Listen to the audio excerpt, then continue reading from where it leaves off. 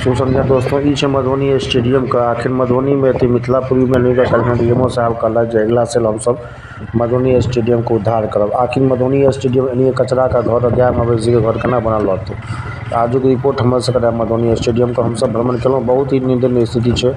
आखिर कहिया तक जे छै मधुबनी जिला के एगो नया स्टेडियम भेटते।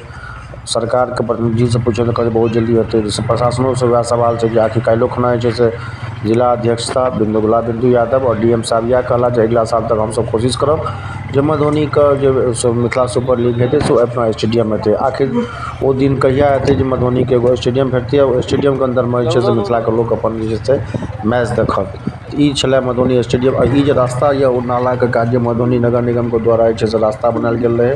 ओहि रास्ता के दुनू बगल से नाला के काल किया रुकल है। हर जगह का रुकल है। कनाल वाला काज किया रुकल है। बहुत ही खतरा है। गैप में डिस्टेंस है। रोड वगैरह निकलल है।